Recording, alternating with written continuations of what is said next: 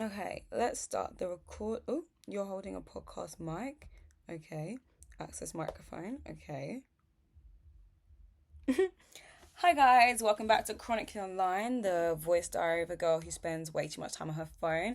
And I'm back with another episode. Whee! You already know that because I'm here. Sorry. It's been quite a while since I've recorded an episode. That's because I'm lazy and a procrastinator. So I am so sorry. But happy February. I know I said I was going to post twice a month. I lied. But it's a new month. It's a new me. I do actually, like, for reals this time, I have 2 episodes planned and I hope to actually stick to them. But today, let me search for it. Today, I'm going to be talking about pretty privilege. I was going to do this whilst I was like doing my makeup, but I had to pick one struggle and I was like, there's no way I'm going to be able to do my makeup and talk at the same time. So, yeah, my makeup is done. If you're watching, if you're listening on Spotify, I highly recommend you go to my YouTube and watch the video. It doesn't really make a difference. Like, you are who you are. If you're a YouTube watcher, hi. If you're a Spotify listener, hi. I'm rambling because I'm like looking for my notes. But what I'm going to be talking about pretty privilege because I think this has been something that I've been seeing a lot of like tweets and TikToks about as of recently. Um, yeah. Yeah, this was supposed to be like a get ready for me to enhance my pretty privilege for the male gaze. But yeah, I gave up on that idea. But as I was saying, I'm going to talk about pretty privilege. I know, I spent 2 minutes on this intro and I haven't said a thing. But yeah, I'm going to talk about pretty privilege. So let me just start.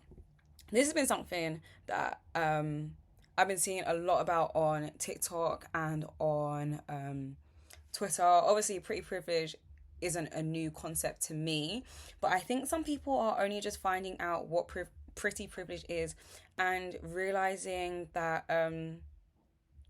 it's a very interesting concept. Okay, so let me get into it. Sorry, that's 2 minutes of ramble over. Let me get into it. So, what is pretty privilege? You might be asking. Pretty privilege is kind of like, to me, I'm coming with no facts, by the way. I'm going off of what I think and what I feel and what I've experienced and whatever. But pretty privilege, I would define as like a social currency. Just like the general like consensus that if you look better, you are treated better by society. So this can range in like many different ways. So usually when people talk about pretty privilege, they're talking about like girls will talk about pretty privilege in terms of like free drinks. Boys will talk about like how they experience pretty privilege. They might not use the words pretty privilege, but like we know it's pretty privilege. And they'll talk about pretty privilege in terms of like how they can get away with bullshit essentially just because they're good looking. And it's just like, the general consensus of when you are better looking, you are treated better. You'll actually like go on to find that like this goes way deeper. Like we're talking like some people believe like when it comes to like sexual assault cases, some people will believe that if a girl isn't pretty enough by their standards, then they couldn't have been sexually assaulted because it's like, why would someone assault you? But then it also then flips around on the other side where it's like, if you're too pretty, then then you were tempting the person and the person wanted like you made them assault you essentially. So yeah, pretty privilege is the way we like conceive looks and we conceive people and their looks is very, very interesting. So why does pretty privilege exist? There's no real reason, I guess. Sorry, I've instead of writing my notes down as like notes, I've turned them into questions. So I'll be asking myself questions to try and like get myself to answer them basically. That's such a simple concept. Sorry. I haven't filmed this in so long and when I don't like when I get in front of a camera or in front of a microphone, I just like ramble.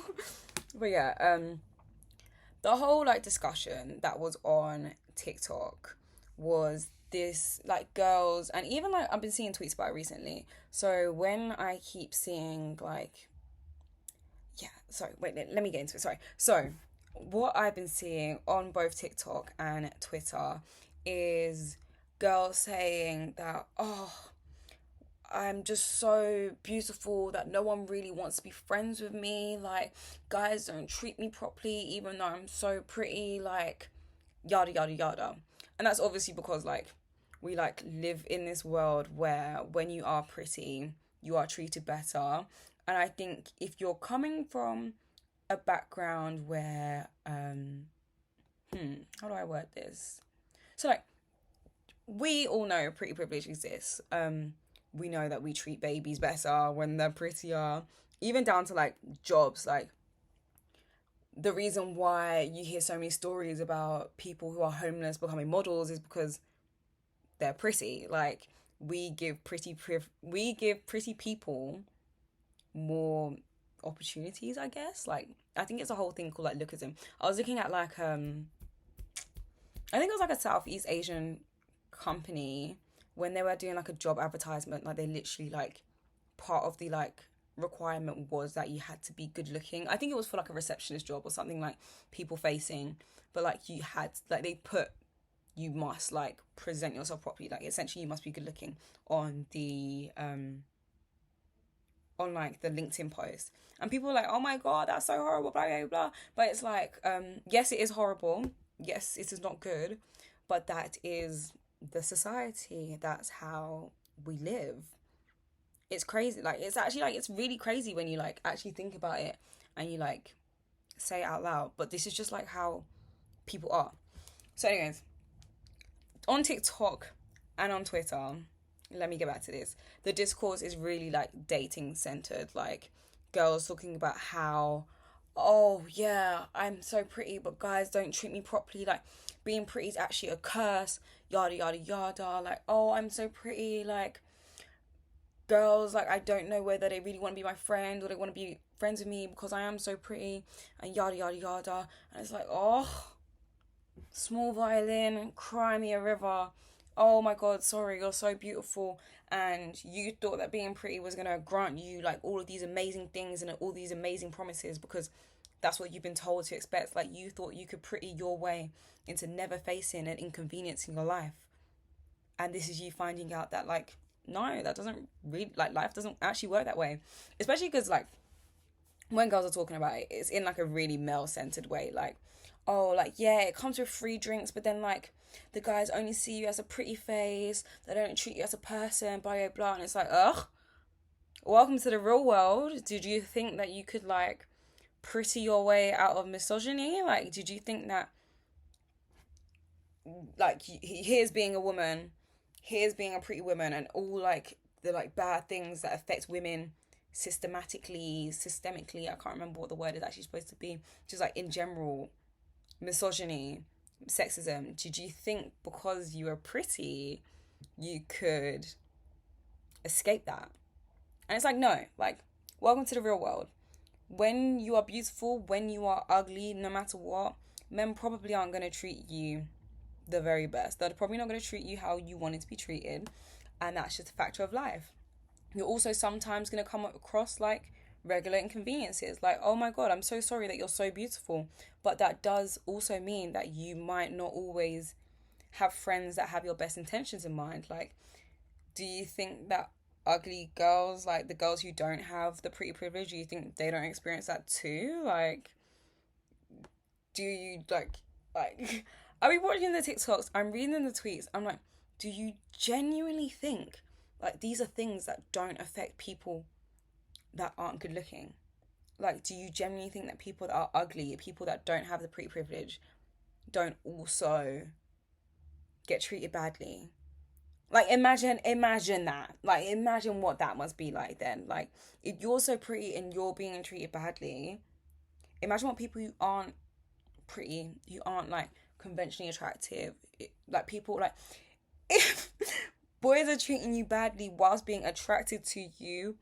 Oh my god, the shock and horror. You don't want to know how guys will treat you when they're unattracted to you. Like, it's just kind of like, I feel like it's like common sense. I don't know. Like, I feel like it's common sense. Like, pretty privilege is a privilege in like layman's terms, but it doesn't now mean that like you will never experience anything bad in your life. And I feel like a lot of people who do experience pretty privilege think that like looks maxing, because that's what people call it these days. But like they think that becoming better looking, especially like if you've like, oh, that's what I was saying earlier. Like if you've been like uglier, if you've been fatter, blah, like all of the things that make people like less attractive. I'm using air quotes because I don't subscribe by this. Like I don't think this way, but this is how like life works, right?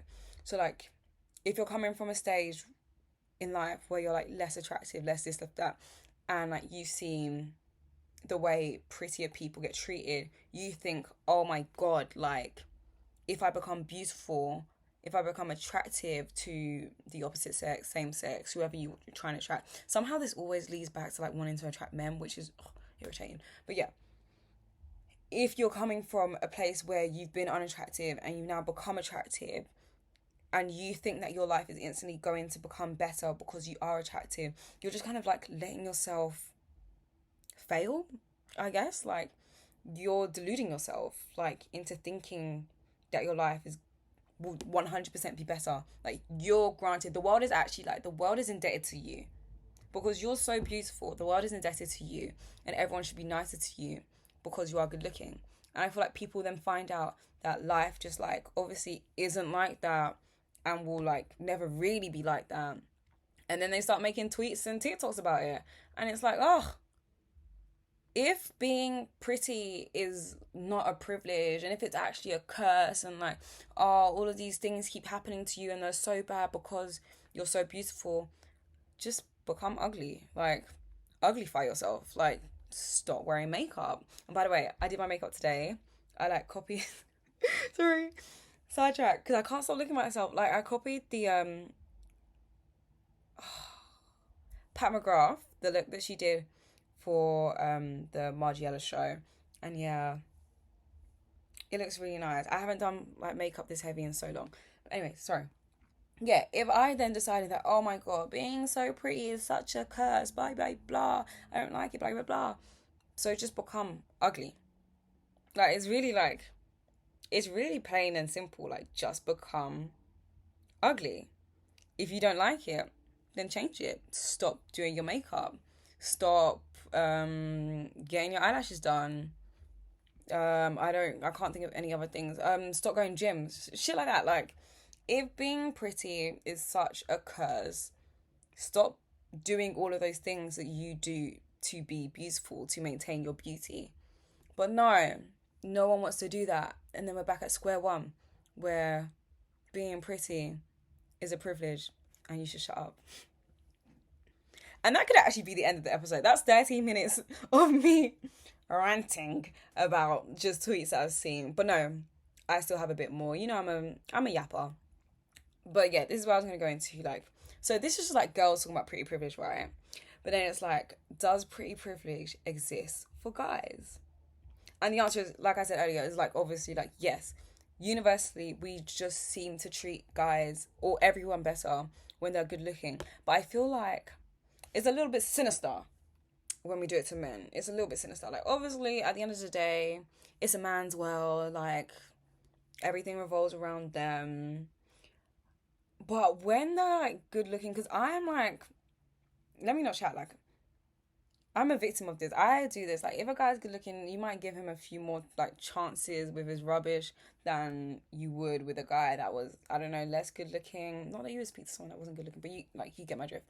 They're also, like, genuinely, like, if we, like, take it to a bit more of an extreme, when we see guys who are, like, who, like, commit crimes, people be like, oh, such a pretty face, such a waist, stuff like that. And it's like, oh, wow. Like, when you, like, really deep it, pretty privilege is a bit sinister. Like, it's way more than just, like, free drinks at a bar and stuff like that. Like, we generally do... we generally do treat pretty people in crazy ways. Because like I saw this guy that tweeted that, oh yeah, not even just this guy, loads of people. Oh, it's just like I feel like we're having the same tweets keep going viral like every single day, and I know this is like really like chronically online of me, like with things that are happening in the world. I'm complaining about tweets. I know, I'm so sorry. But people complaining like, oh, I'm so pretty. It's made dating become harder and like yada yada yada. And it's like, have you tried being a good person? Are you nice? Are you likable? Do you have traits that make people want to be around you? Is dating harder because you're so beautiful? Or is dating harder because you have a self-esteem? Like, you've grown up. Like, let's use our brains a little bit. Let's think for a second and just think about why all of these things exist outside of just like the material things and our appearances and yada yada yada. Introspect. Let's reflect on ourselves. And then like this was supposed to get me onto, I'm like rushing through this. Sorry. I hope like when this actually I hope this actually like sounds well. I don't know, because I feel like I am actually talking really fast now. And it's just because, as you can see, this is like things I've been waiting to get off my chest. But moving on to the next point, I was going to talk about like desirability politics, because at the end of the day, all of this about like pretty privilege and beauty standards all kind of comes down to like lookism, colorism, racism, fat phobia, and there are probably some other like isms and schisms in the middle that I've missed out. But like beauty standards at the end of the day are arbitrary. They change all the time. Everybody's standards are different. Every region's standards are different. Every country's standards are different. So when I see people like fighting about this, like, oh yeah, I'm so beautiful and this, you know, the regular degular, I'm just like, ugh, relax, man. Just give up. Like, I don't know. I think maybe it's just like me coming from like a personal experience where I've like pretty privilege, and like people's perception of your beauty like will change. Like from being a black woman, people's perception of my beauty is different. And then being lighter skinned, different. Being like semi tall, I'm like 5'7" on a good leg, so that like plays a part, especially when you take body type into example, where like now I'm kind of like muscly, but like before I used to be a bit chubbier. And like, yeah, you'll actually like experience people's perception and treatment of you change based on your beauty. But then that's when you need to like step back and like, once again, it comes down to like self-esteem, I guess. Like you need to be secure in yourself no matter what you look like, so that like you won't let like all of these like outside forces affect you. I don't know, that's just like my advice. But then, because this is more like TikTok jargon, see, I should spend less time on my phone. Because I'm realizing I'm like, source TikTok, source oomph. Like I heard this on Twitter. But this is where I wanted to speak about like the male gaze and the female gaze, because this is something that has like been bugging me for some time now, and I was actually going to speak about it in a different episode, and I probably will still speak about it in a different episode, because I have some gripes. Like I have some things, once again, that I want to get off my chest about like the whole like male gaze, female gaze, dressing for the male gaze, dressing for the female gaze. Oh, he was so written by a woman. Like, ugh, why is no one tired? Like, is no one tired of all of like these type castings? Like, we keep coming up with like these buzzwords. Oh my god, my sent me an article about like how TikTok keeps coming up with these like words and then like forcing them to become like, it's like kind of like making fetch happen, like talking about the female gaze this, female gaze that. And mind you, the male gaze, female gaze, those are like, I mean, the male gaze is a concept that existed a very long time ago.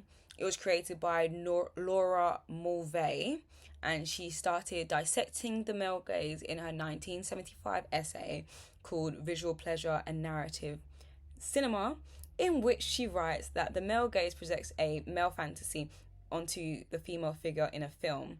And then under the male gaze, women are to be looked at, displayed with their appearance coded for strong visual and erotic impact so that they can be said to connote to be looked atness.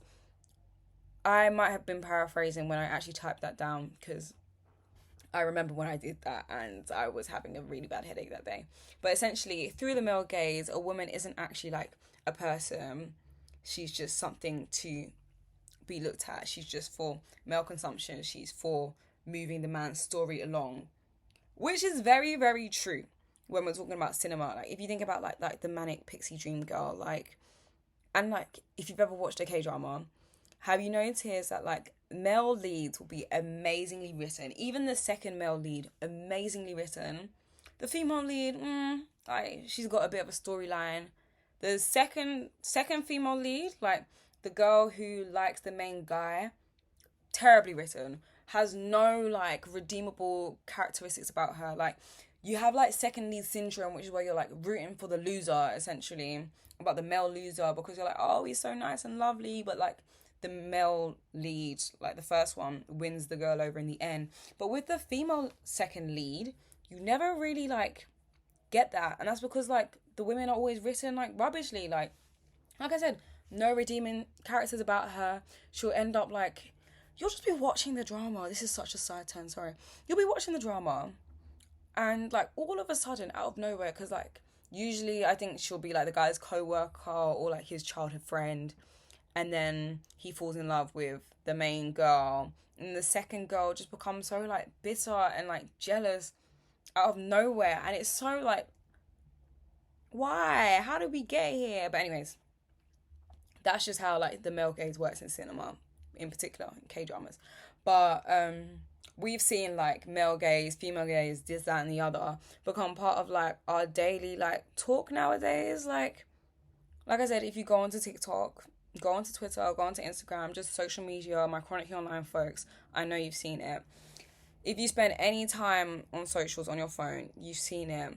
And we're using like male gaze, female gaze, girl pretty, boy pretty to like categorize ourselves. And we're essentially just bringing back eugenics. Like, does no one see this? Like, we're setting ourselves back decades by using all of like these terms for no reason. And it's so weird, because you'll see like a TikTok, I'll be like, well, I don't actually see the TikToks on TikTok, I always see them on Twitter, sorry, that's where I spend most of my time. And it'll be a screenshot of like boy pretty, and boy pretty will be like it'll be like, I don't want to say, it'll be like women of color, that's what I meant to say. It'll be like women of color. They're still a bit light skinned though, like they're not women of color, they're like palm colored, I guess. Oh, why have I just done that? Sorry. This is why you write a script. But yeah, there'll be like a lot of the examples I've seen have been like Latina women, brown women, occasionally maybe like a light skinned black girl here and there, but it'll be a girl with like her makeup done, eyelashes done, lip liner, like cute AF. Like, the girls are always gorgeous. And then you go on to girl pretty, and it's usually like a white girl, minimal makeup, but she's still wearing it. Minimal makeup, blonde hair and stuff like that.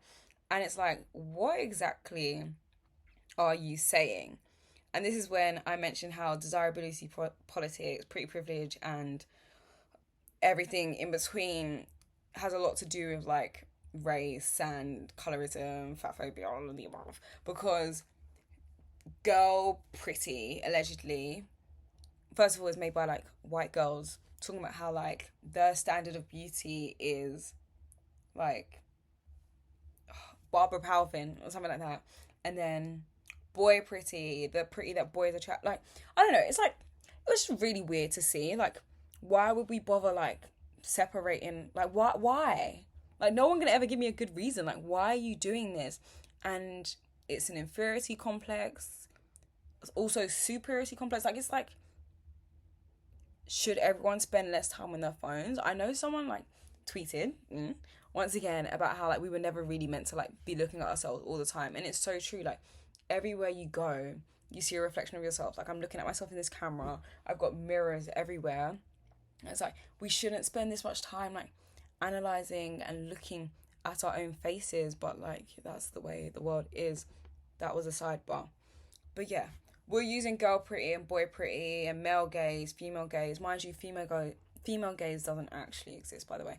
And I think I will talk about that in a separate like episode. But female gaze doesn't really exist, and that's like women just don't hold that power to have the gaze. Like I've already said, male gaze is about moving the man's plot along, and it's about how women are meant to be looked at and not heard. You know, like we're just things, objectification, sexualization, all of that. So when girls talk about like female gaze, it's kind of like, I know you're coping and I know like you're reclaiming and I totally understand the message, but it's just never gonna really like have that power, have that thing. Like it's just never like, once again, you're trying to make fetch happen. So yeah, there was a YouTube video that I put in my watch later and I haven't actually got round to watching yet, but it was by this YouTuber called Coco Chinelo, who I really love, by the way. And she did this video called Dressing for the Male Gaze versus Dressing for the Female Gaze. And like I said, female gaze doesn't exist. And I explained to you why it seems a bit silly. Again, so in the video, I didn't actually watch it. I just asked my sister what happened and she told me what happened. So I think from the video, her like male gaze outfits were like tight fitted, bodycon, like not unitards, but like cat suits. Yeah, cat suits. And then the female gaze was like less fitted clothing, I guess. And it's like, okay, so we typed one as male gaze, like, and we're talking about how this is like, I guess like a sexualized version of ourselves is for the male gaze. I can see why you say that, and I even agree with you. Like, performance for the male gaze is very real. But then now, here's where the problem comes in with the female gaze, and the female gaze being like this like softer, feminine, yada yada yada, like woman. And it's because we're kind of like playing into the Madonna whore complex. Actually, all of this so far, the whole boy pretty, girl pretty thing is playing into the Madonna whore complex, where like women are either saints or they're devils. Like you can't ever, like, you're either a whore or you're a Madonna, and like we're pretending that women can't just exist across any end and like be anything and yada yada yada. And yeah, my like thing with like the female gaze being like this soft and like this feminine and like this like, oh, I don't even know, I can't even think of the words for it. But my thing is like, where do we bring like trad wives into this? So if you are fortunate enough to not know what a trad wife is, I commend you. I'm going to ruin your day. So a trad wife is like the like ultimate woman. Like she is the woman. She is a child bearer. She's a child rearer. She's a homemaker. She has no job. She only lives for her husband and her kids. And some men, many men, all men, I don't like, however you think of it, but like that is the male gaze. Like that is the Madonna. That's what they want, right? Even though like we all know like men love a whore, but like the Madonna is like what they want, right? And trad wives are generally, sorry, like on TikTok, on socials, they present themselves as these like, yeah, like I said, the ultimate woman. So they don't wear form-fitted clothing and they are high feminine, they're soft, they're in touch with their like divine femininity. I'm gonna keep using the same words over and over again, but like if you're chronically online, like if you're like me, you get what I'm saying. So like that's what the trad wife is. Oh, also they're religious. So that's what the trad wife is. So she's that. And that plays directly into the male gaze. It plays directly into the patriarchy, which once again is a system created for, upheld by, perpetuated, all of that, by men. So if the female gaze, quote unquote, is supposed to be like divinely feminine, and that's what trad wives are, like I've kind of lost myself in my train of thought, but do you get what I'm saying? Like, how can we say, or how can like people say the female gaze is allegedly this like highly feminine thing.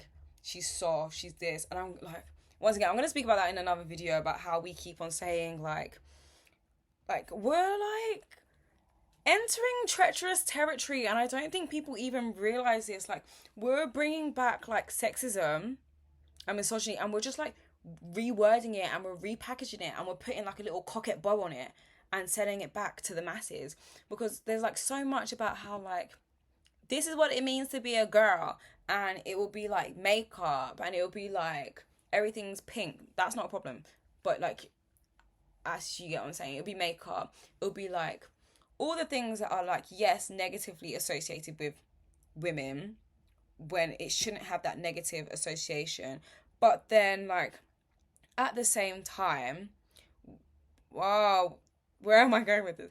At the same time, we're kind of like taking it a bit too far. I think I really started to realize this with the Barbie film, when Greta and Margot weren't nominated for some Oscars. Mind you, they were still nominated for Oscars. They just weren't nominated for, I think, Best Director and Best Lead.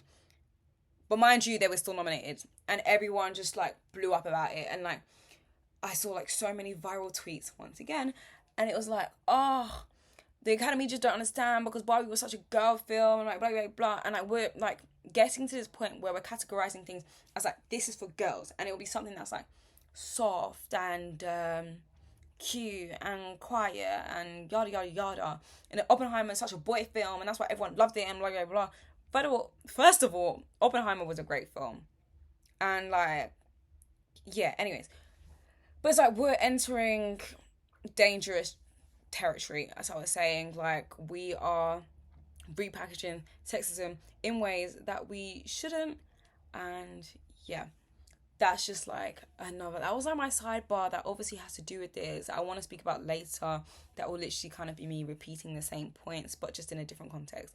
But yeah, that's my whole thing. Like, female gaze, male gaze, girl pretty, boy pretty, this, that, and the other, just a girl, yada, yada, yada, yada, yada. We are kind of like, yeah, we're rebranding the Madonna whore complex, and we are just like adding on new words and fluffing it up and making it into something that it isn't, but it is. And it's a problem.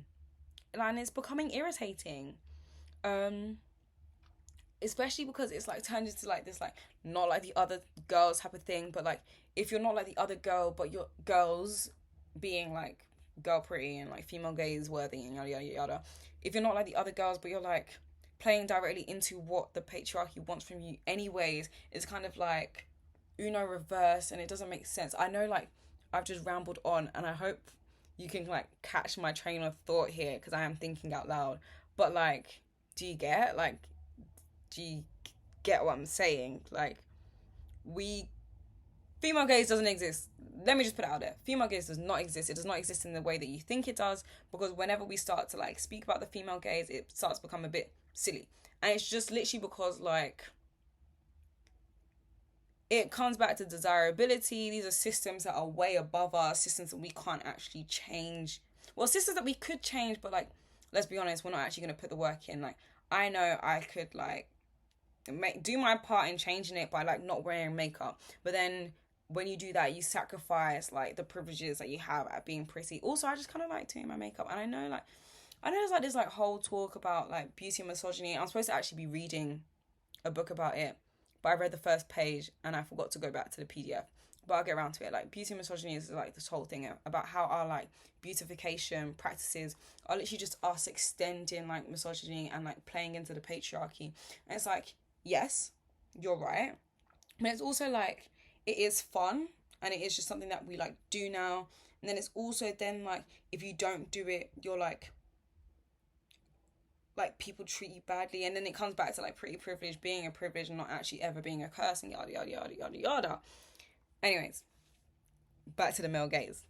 So it's more so like, can you like really outrun the male gaze? Like I said, beauty is in the eye of the beholder. The beholder is the person with the power. That is not you as a woman, that is a man, because we live in a man's world. Hate to say it. And my Chloe Kennedy, said that she hates how the concept of the male gaze has been bastardized into something that women can willingly opt out of, but the power of the gaze never belonged to the viewed and always the viewer. And this is to say men equals viewer, women equals viewed, and how you literally can't like blue mascara your way out of it. Because yeah, how I've done my makeup today, first of all, I hope you like. Yeah, I'm like literally obsessed with it. But like, yeah, it's bright purple eyeshadow, the brightest I could possibly make my cheeks. And I remember maybe like a year or two ago, or just generally like comes in and out of conversation about how it'd be like tweets from men tweeting about how much they hate birthday makeup and like how much they hate like the like cut creases and stuff like that. And first of all, we should bring that back. I said it on TikTok and I think I tweeted about it in my like ins and outs, and I forgot to do like my ins and outs like podcast episode, but I just kind of thought it'd be a bit boring. But I don't know, if you want it, let me know, all 14 of my viewers. If you want it, let me know. If not, I'll just continue. But like yeah, men don't actually really seem to like the like blown out, like the excessive makeup look. Obviously they tell us every day, oh yeah, natural beauty, blah blah blah, but then they actually do like makeup. Because if you are naturally if you are natural but you're not natural in the way you're supposed to be natural, it's in like have clear skin, have fair skin, have a busted nose, have this, that and the other, then you are natural but you're not beautiful, and then it's like we're not effing with that. We don't like that. So like I said, the power will always be, sadly, with the males, with the viewers, and as women we kind of just live to be viewed, to exist. It's just kind of something that, I don't know, is it a bit like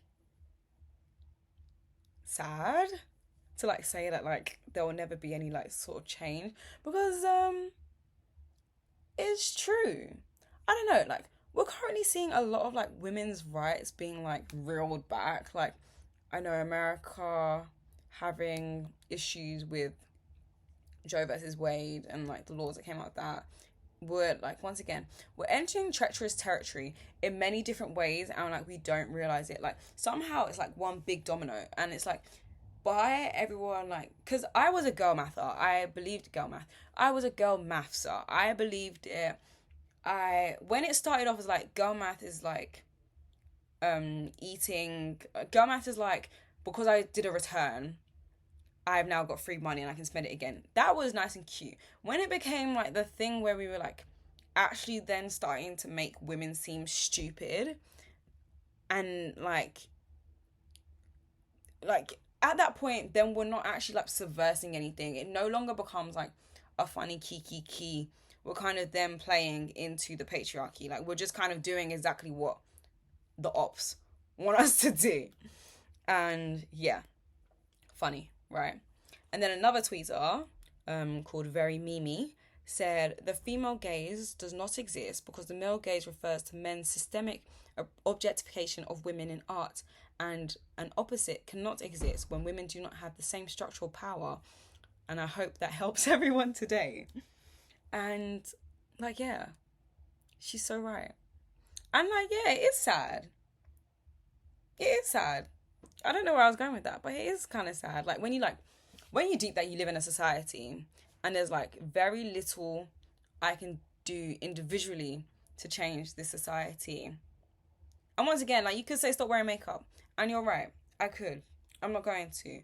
But I absolutely understand how that plays into the patriarchy, and it like does like this whole like domino, like things just keep going and going and going. But yeah. That's kind of today's episode. I know that didn't end up like, that just kind of ended kind of abruptly, but I hope that really resonates. Oh, I've got to get better at this. But yeah, that was just basically what I wanted to come on and rant about, and I wanted to do it whilst I was doing my makeup and like beautify myself for the male gaze. But then also at the same time, I feel like the eyeshadow might actually be a bit scary, and I hope it is. Grr. My bad. Clearly it's getting late and I'm starting to lose a few brain cells.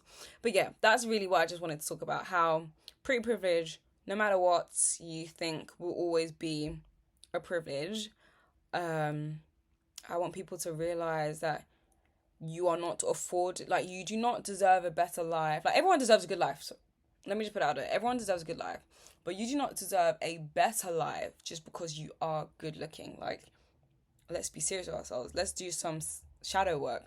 Are you a good person? If you're not a good person, good things probably aren't going to happen to you. Which also isn't true because evil people win all the time. But anyways, then on to how we need to wrap it up with this girl pretty, boy pretty, everything in between type of rubbish, because we're entering treacherous territory. Like, we're just playing on racist tropes. Like, it's really weird to see.